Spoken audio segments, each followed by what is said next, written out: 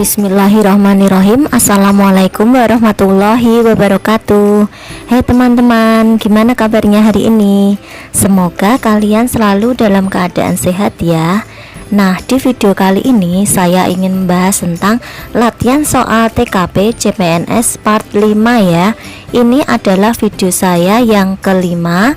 Nanti coba kalau teman-teman ingin latihan soal TKP yang part 1 sampai 4, boleh ya teman-teman coba.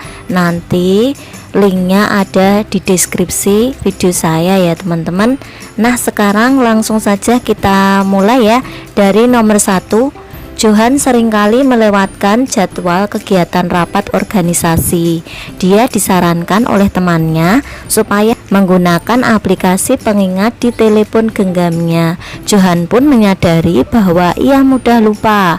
Sikap Johan seharusnya, nah di sini kata kuncinya itu bahwa Johan itu sering melewatkan jadwal kegiatan rapat organisasi ya, dan dia itu suka lupa-lupa. Nah, kemudian disarankan itu supaya menggunakan aplikasi pengingat telepon. Bagaimana itu seharusnya sikap Johan? Nah, di sini di pilihan A, di sini ada menggunakan fitur-fitur pada aplikasi pengingat agar ia dapat merinci setiap kegiatannya dengan baik. Nah, kalau menggunakan fitur-fitur aplikasi pengingat saja kurang memecahkan masalah. Karena apa? Karena di soal ini dijelaskan bahwa Johan itu sering melewatkan kegiatan rapat organisasi.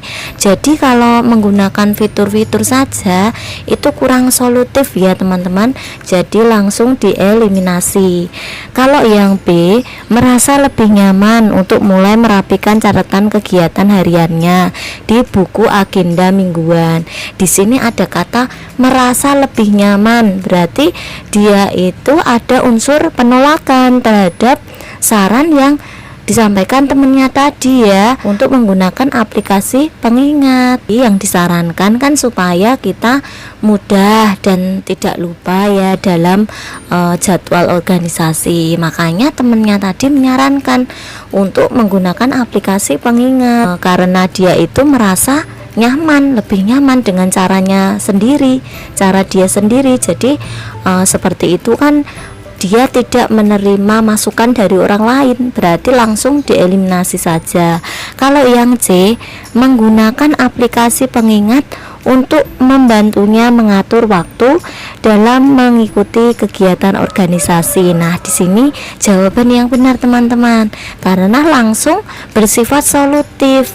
Langsung menggunakan aplikasi pengingat berarti itu langsung bersikap solutif dan memecahkan masalah secara mandiri dan tuntas ya, sehingga ia mampu mengatur waktu dalam mengikuti kegiatan organisasi yang tadi ya. Nah, kalau yang pilihan yang D, mulai mencoba menggunakan aplikasi pengingat ketika ia merasa kegiatannya sedang sangat padat. Nah, di sini itu poinnya lebih kecil teman-teman, karena hanya mencoba saja. Ada kata mencoba ya, berarti itu hanya mencoba saja. Dan ada kata ketika merasa kegiatan sedang sangat padat, berarti tidak berusaha menggunakan aplikasi tersebut dengan serius dong ya. Kalau ada kata jika ada merasa kegiatan yang sangat padat saja, berarti itu kan dia tidak serius dalam menggunakan aplikasi tersebut dan hanya untuk mencoba-coba saja. Nah, mungkin saja dia nanti mudah lupa lagi ya teman-teman ya. Kalau yang E, menggali pemanfaatan aplikasi. Nah, di sini tuh poinnya 4 teman-teman, karena ada kata menggali. Kata menggali ini berarti lebih mencari info ya, lebih mencari info atau pengetahuan tentang aplikasi pengingat itu saja, tetapi belum langsung menggunakan, kurang action gitu loh teman-teman. Kalau poin yang C, menggunakan aplikasi pengingat, berarti itu langsung actionnya gitu ya. Jadi yang poinnya paling tinggi, skornya paling besar ya, itu terletak pada pilihan yang C ya teman-teman, menggunakan aplikasi pengingat untuk membantunya mengatur waktu dalam mengikuti kegiatan organisasi. Ini langsung bersifat solutif ya teman-teman. Lanjut sekarang nomor 2. Pak Beni terpilih menjadi ketua RT di kampungnya. Pak Beni berusaha menolak menjadi ketua RT karena dia sangat sibuk dengan pekerjaan di kantornya. Tetapi warga tetap menghendaki Pak Beni menjadi ketua RT. Menghadapi situasi tersebut, sikap Pak Beni seharusnya bagaimana teman-teman? Nah, kalau pilihan yang A menunjukkan sikap yang tidak bersahabat kepada para tetangga yang telah memilihnya, berarti langsung dieliminasi ya teman-teman, karena ada kata tidak bersahabat, menunjukkan sikap yang tidak bersahabat, berarti tidak positif ya teman-teman, langsung eliminasi saja. Kalau yang B, menerima proses demokrasi yang ada dan aktif meyakinkan warga bahwa mereka bisa mencapai tujuan bersama. Nah, ini adalah jawaban yang benar, karena kita juga harus melaksanakan apa yang sudah menjadi keputusan bersama, menerima proses demokrasi tersebut yang sudah berjalan ya, dan aktif meyakinkan warga bahwa memang ya mereka bisa mencapai tujuan bersama. Kalau yang C teman-teman, meyakinkan diri untuk menjalankan dengan sebaik-baiknya hasil keputusan yang telah disepakati warga. Nah, di sini poinnya 4. Karena meyakinkan diri untuk menjalankan dengan sebaik-baiknya saja. Kalau yang B itu ya kita tetap menerima proses demokrasi tersebut, lebih tinggi poinnya kalau yang B itu ya. Sedangkan kalau yang D, berpikir bahwa para tetangga telah memaksakan kehendak kepada dirinya untuk menjadi ketua RT. Nah, di sini malah menjadi negatif thinking ya teman-teman, karena ada kata tetangga telah memaksakan kehendak. Nah, di situ juga kurang baik teman-teman. Kalau yang E, memberikan alasan kesibukan dalam pekerjaan untuk membatalkan putusan warga yang memilihnya. Kalau poin E, di sini ada kata memberikan alasan kesibukan, berarti dia tidak mau menerima hasil keputusan. Nah, sebagai warga yang baik, kalau kita sudah ditunjuk dan memang sudah menjadi keputusan bersama, kita harus menerimanya dengan senang hati ya teman-teman. Jadi jawaban yang paling benar itu adalah yang B ya, menerima proses demokrasi yang ada dan aktif meyakinkan warga bahwa mereka bisa mencapai tujuan bersama. Lanjut ke pertanyaan nomor 3 ya teman-teman. Saya telah diterima menjadi salah satu ASN di Kementerian Keuangan. Salah satu impian saya dan orang tua saya akhirnya terwujud. Saya bisa membantu kedua orang tua saya dan menyekolahkan adik-adik saya. Saya juga telah berusaha mengatur keuangan saya agar semuanya bisa mencukupi kebutuhan sehari-hari. Tapi pada bulan ini saya butuh lebih banyak uang untuk membayar biaya rumah sakit adik saya yang kecelakaan, dan saya sama sekali sudah tidak memiliki uang. Maka saya akan bagaimana teman-teman? Nah, coba dijawab ya. Jawaban yang benar itu adalah yang D teman-teman ya, mencari sumbangan atau bantuan. Itu kita menjadi lebih inovasi dan bagaimana cara kita menghadapi permasalahan gitu. Kalau yang A, mencari uang pinjaman dari teman sekantor Anda. Nah, kalau mencari uang pinjaman, nah di sini itu kan kita memang sedang dalam kesulitan, kita itu lagi butuh banyak uang dan kita sudah tidak ada uang sama sekali. Kalau kita mencari uang pinjaman dengan teman sekantor, nah kadang kan teman juga tidak ada ya yang mau, apalagi waktu ini kan kita lagi darurat ya kan teman-teman. Dan kapan kalau kita mau mengembalikannya, kalau memang kita itu memang benar-benar tidak punya uang sama sekali. Nanti kalau kita pinjam bisa saja ya kita malah banyak hutang ya kan. Kalau yang B, mengundurkan diri dari ASN dan mencari pekerjaan dengan gaji yang lebih tinggi. Kalau kita mengundurkan diri dari pekerjaan kita sebagai ASN, nanti malah kita rugi sendiri ya teman-teman. Menjadi ASN itu adalah hal yang kita impi-impikan. Kenapa kita harus mengundurkan diri ya kan? Kalau yang C, mencari bantuan dari atasan saya. Nah, di sini juga kurang solutif dan tidak memecahkan masalah secara mandiri dan tuntas. Kita hanya mengandalkan bantuan dari atasan. Nanti juga kita kurang baik ya hubungannya dengan atasan nanti. Kalau yang D, mencari sumbangan atau bantuan. Nah, ini kita berarti berpikir kreatif dan inovatif teman-teman dengan cara mencari sumbangan atau bantuan karena kita memang sedang dalam kesulitan, adik kita sedang mengalami kecelakaan dan butuh banyak biaya rumah sakit gitu. Jadi jawaban yang paling tepat itu yang D ya teman-teman. Kalau yang E, bekerja apapun asal dapat memperoleh uang. Nah, di sini kita kan masih menunggu bekerja. Nah, bekerja apa dan sampai kapan itu kita mendapatkan uangnya?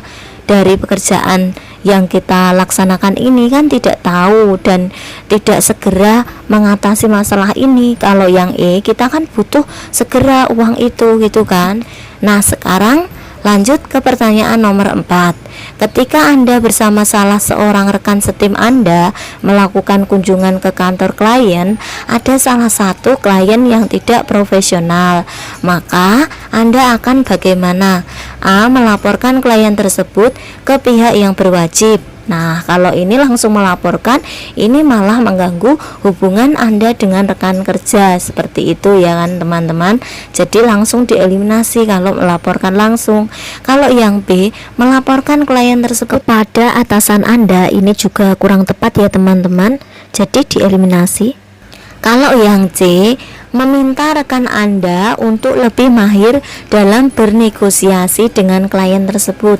Nah, poin yang C di sini, meminta rekan Anda untuk lebih mahir dalam bernegosiasi, berarti sama.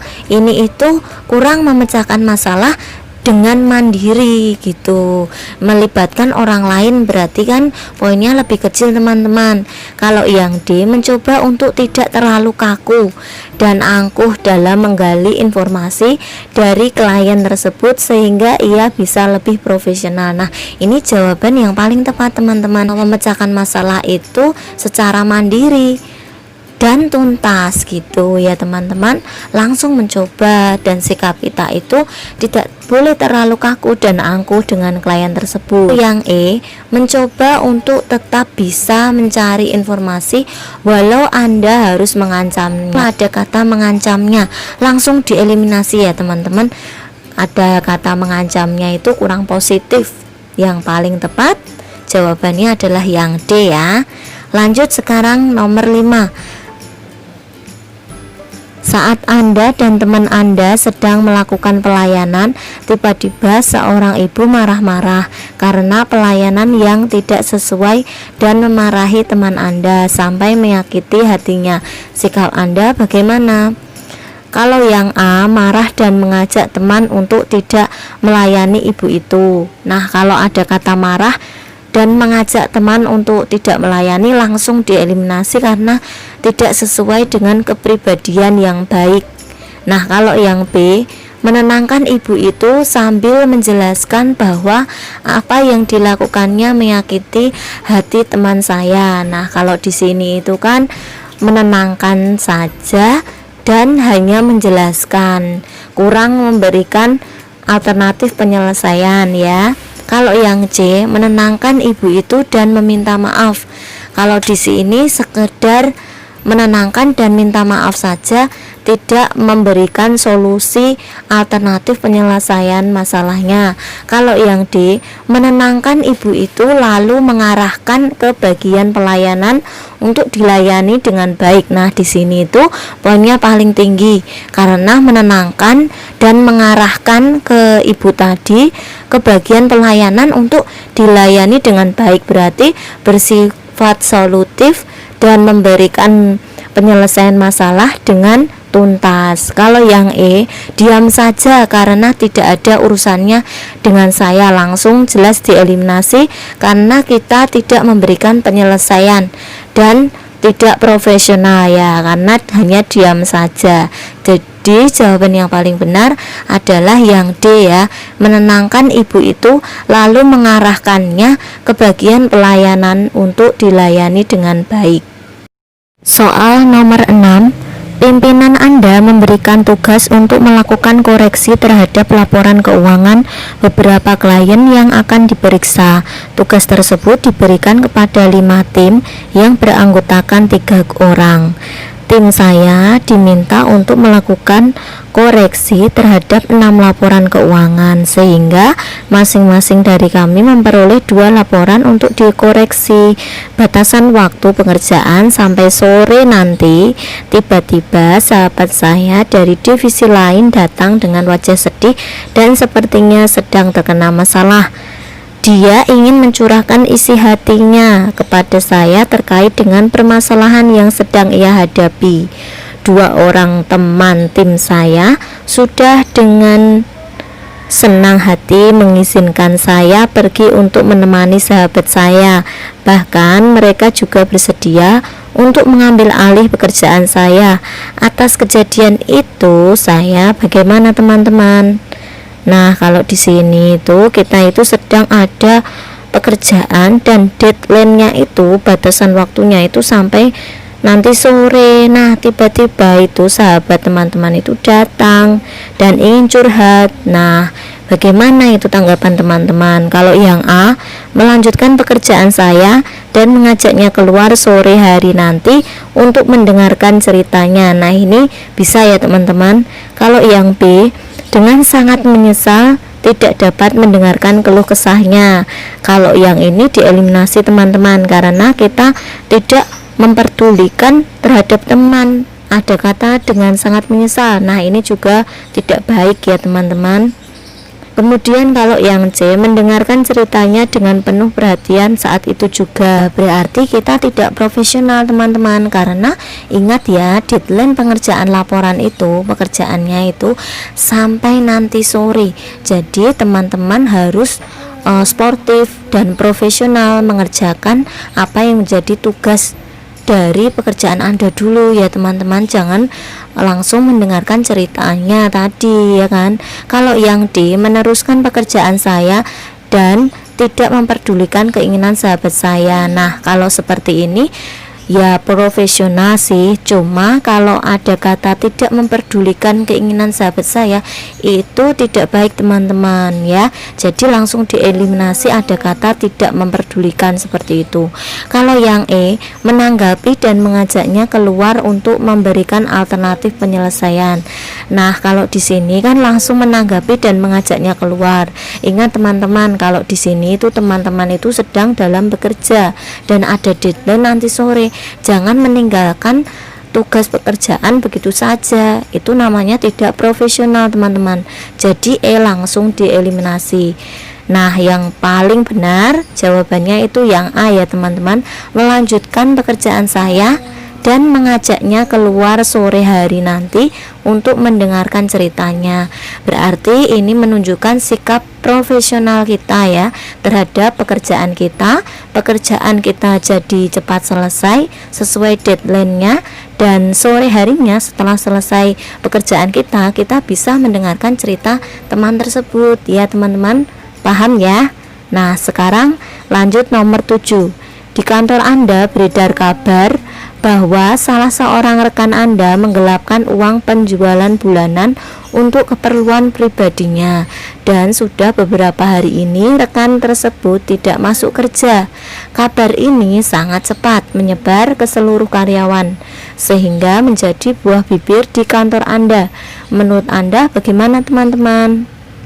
Kalau yang A, saya tanyakan kepada teman-teman yang lain apakah informasi tersebut benar adanya. Nah, kalau poin yang A di sini itu sepertinya kita terlalu ikut campur juga ya, teman-teman. Kalau yang B, pihak perusahaan harus memberikan sanksi yang tegas terhadap pelaku. Nah, di sini juga bukan wewenang kita, teman-teman, kalau memberikan usulan atau masukan tentang bagaimana pemberian sanksi yang tegas terhadap pelaku, itu bukan wewenang kita. Kalau yang C, saya akan mencari kebenaran informasi tersebut sebelum memberikan pendapat. Orang tersebut juga belum tentu dia itu melakukan penggelapan uang. Nah, kalau benar, kalau tidak, kita juga tidak perlu kan mencari-cari info dengan teman lain, dan itu bukan menjadi urusan kita ya, teman-teman. Nah, kalau yang pilihan D, sifat teman tersebut sudah di luar batas dan dapat menyebabkan kerugian besar pada perusahaan. Nah, di poin D ini kan kita cenderung menilai seseorang itu langsung negatif thinkingnya gitu. Jadi apakah benar apa tidak kan kita tidak tahu, ya kan? Jadi jangan terus memberikan penilaian bahwa sifat teman Anda itu di luar batas. Bukan wewenang kita memberikan penilaian seperti itu. Kalau yang E, kabar tersebut belum pasti, jadi saya tidak mau berkomentar lebih jauh. Nah, ini poinnya paling besar, teman-teman, karena di sini di konteks soal ini itu kita itu hanya sebagai teman, ya kan? Dan kita cuma mendengar kabar aja, ada isu desas-desus saja kan yang beredar kabar di kantor Anda tentang rekan kerja Anda tersebut. Jadi kan belum tahu kepentingannya atau kepribadian yang sebenarnya itu apa. Itu kan cuma buah bibir dari kantor Anda gitu kan, yang menjadi perbincangan yang lagi semarak gitu kan. Jadi karena ini belum pasti infonya, jadi kita tidak usah ya berkomentar lebih jauh tentang hal ini. Nanti kan bisa diserahkan sama perusahaan yang berwenang untuk mengusut masalah ini gitu ya. Jadi poinnya yang paling tinggi itu adalah yang E ya, teman-teman. Kabar tersebut belum pasti, jadi saya tidak mau berkomentar lebih jauh. Selanjutnya nomor 8, Anda merupakan seorang manajer pada sebuah perusahaan. Sudah beberapa bulan ini ada salah satu karyawan yang tidak dapat bekerja dengan baik, bahkan cenderung menghambat aktivitas di perusahaan. Banyak pekerjaan yang tertunda karena harus menunggu dia menyelesaikan pekerjaannya. Terkadang setelah ditunggu pun hasilnya sangat buruk, padahal Anda sudah memastikan bahwa beban kerja karyawan tersebut sudah sesuai dengan peraturan dan prosedur perusahaan. Perusahaan pun telah memberikan kesempatan beberapa kali untuk perbaikan dan memberi pelatihan. Namun setelah diamati tidak ada perubahan sama sekali. Yang Anda lakukan bagaimana, teman-teman? Kalau yang A, memberhentikan karyawan yang bermasalah tersebut karena tidak bekerja dengan baik. Nah, di sini bisa, teman-teman, tapi alasannya itu kurang tepat kalau cuma memberikan alasan karena tidak bekerja dengan baik. Seharusnya kita membutuhkan bukti-bukti yang didokumentasikan sehingga kita jelas kalau kita itu memberhentikan karyawan tersebut ada alasan yang tepat gitu. Jangan hanya karena bekerjanya kurang baik saja. C, memberhentikannya dan memastikan semua keputusan saya terdokumentasi. Nah, ini benar, teman-teman. Jadi kita memberhentikan karyawan tersebut yang pekerjaannya kurang baik dan kita juga memastikan bahwa semua keputusan yang kita ambil itu sudah terdokumentasi dengan baik seperti itu. Kalau yang D, terpaksa mencari penggantinya agar kinerja perusahaan kembali membaik. Ada kata terpaksa. Kata terpaksa di sini kurang efektif diterapkan pada soal ini ya teman-teman, dan kurang solutif dalam memecahkan masalah ini. Gitu. Kalau yang E, memberikan kesempatan karena setiap karyawan berhak atas hal tersebut. Poin yang E di sini, kalau kita memberikan kesempatan lagi dan karyawan tersebut berulang-ulang tidak dapat bekerja dengan baik dan cenderung menghambat aktivitas di perusahaan. Sudah diberi kesempatan berkali-kali tetapi tidak ada perbaikan dan tidak ada peningkatan yang bagus, makanya mending memang paling tepat itu memang memberhentikannya dan memastikan semua keputusan yang kita ambil itu sudah terdokumentasikan dengan baik ya. Jadi yang E, kalau yang E ini langsung dieliminasi. Lanjut ke soal nomor 9. Anda merupakan seorang waiters pada sebuah restoran. Datang seorang tamu bersama dengan keluarganya untuk makan di restoran Anda. Pada saat menu sudah dihidangkan di atas meja dan mulai dinikmati oleh tamu tersebut, kemudian dia memanggil Anda dan komplain jika tadi dia minta agar menu yang dia pesan dibikin tidak pedas sama sekali. Sikap Anda bagaimana? Nah, di sini Anda itu sebagai seorang waiters ya. Nah, pelanggan itu komplain jika menu masakan yang dibuat itu dibikin tidak pedas sama sekali dan tidak sesuai dengan harapan yang dipesan oleh pelanggan tersebut. Bagaimana sikap Anda sebagai seorang waiters gitu ya? Kalau yang A, meminta maaf dan langsung membuatkan menu baru sesuai pesanan. Nah, di sini kalau poin A, meminta maaf itu benar teman-teman kalau meminta maaf. Tapi kalau kita langsung membuatkan menu baru sesuai pesanan, itu bukan tupoksi kita sebagai seorang waiters. Kita kan hanya seorang waiters ya, jadi tidak perlu dan tidak mungkin membuatkan menu baru tersebut, ya kan? Nah, kalau yang B, minta maaf dan memohon untuk menunggu agar dibuatkan yang baru.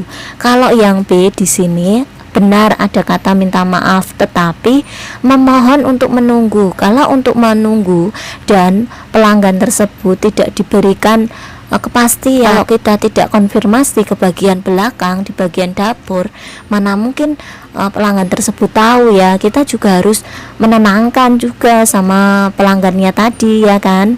Jadi jangan hanya cuma menunggu. Kalau yang C, melaporkan kepada bagian dapur yang bertugas memasak. Nah, poin C ini bisa, tetapi kalau langsung melaporkan di bagian dapur dan kita tidak memberikan ketenangan kepada pelanggan, kita juga harus minta maaf dulu teman-teman. Kalau poin C itu kurang kata minta maaf.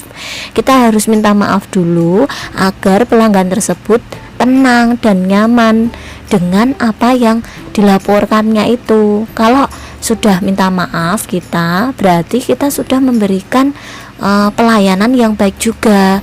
Kalau yang D, minta maaf dan melaporkan pada bagian dapur. Nah, ini adalah jawaban yang solutif dan memecahkan masalah secara tuntas teman-teman, karena kita langsung meminta maaf kepada pelanggan tersebut, kita sudah memberikan pelayanan dengan baik kan, dan melaporkan pada bagian dapur, jadi sesuai dengan tupoksi. Kalau yang E, minta maaf dan meminta bagian dapur untuk mengganti menu tersebut. Minta maaf itu betul, tetapi ada kata meminta bagian dapur untuk mengganti menu tersebut.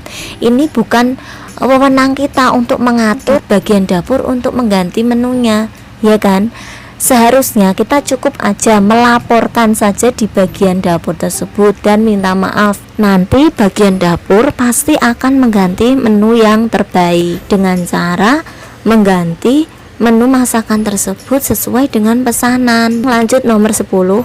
Beberapa hari terakhir ini di kantor Anda sedang disibukkan dengan banyaknya deadline pekerjaan yang harus diselesaikan secepatnya, sehingga setiap komponen perusahaan diminta untuk memberikan kemampuan terbaiknya bagi perusahaan, karena jika ada pekerjaan yang tertunda akan berpengaruh terhadap produktivitas kerja. Namun ada beberapa karyawan yang datang kepada Anda bercerita dan mengeluhkan beberapa hal yang tidak berkaitan dengan pekerjaan. Sikap Anda bagaimana? Kalau yang A, bersimpati dan memberikan solusi dan nasihat dengan tetap memprioritaskan kepentingan perusahaan. Nah, ini benar ya teman-teman, karena kita memberikan solusi yang terbaik dengan cara apa? Bersimpati dan memberikan solusi sama nasihat yang tetap memprioritaskan kepentingan perusahaan. Ini bagus. Kalau yang B, saya akan selalu baik kepada setiap karyawan di perusahaan dan dapat menjadi teman curhat mereka setiap waktu. Nah, kalau di sini itu yang lebih kecil poinnya itu karena menjadi teman curhat mereka setiap waktu. Tidak mungkin ya kalau setiap waktu itu kita mendengarkan curhat teman tersebut. Kalau yang C, selalu bersimpati dan memberikan nasihat dan solusi yang paling baik terhadap setiap masalah mereka. Tidak mungkin ya teman-teman kalau setiap masalah teman-teman yang lain itu bisa kita selesaikan dengan baik, kan tidak mungkin. Kalau yang D, hal tersebut harus dibatasi karena dapat mengganggu kinerja perusahaan. Ini juga tidak. Kalau yang E, saya selalu terbuka terhadap setiap karyawan untuk berkeluh kesah kapanpun mereka membutuhkannya. Nah, di sini juga bisa, tetapi kalau untuk setiap karyawan yang berkeluh kesah itu selalu kita selesaikan masalahnya, itu juga tidak mungkin ya. Jadi jawaban yang paling tepat itu adalah yang A. Nah, itu ya, bersimpati dan memberikan solusi nasihat dengan tetap memprioritaskan kepentingan perusahaan. Jadi kita masih membawa atau memprioritaskan kepentingan perusahaan. Alhamdulillah, cukup sekian ya teman-teman video dari saya. Semoga bermanfaat. Saya doakan teman-teman di sini lulus CPNS dengan nilai yang memuaskan. Amin, amin. Wassalamualaikum warahmatullahi wabarakatuh.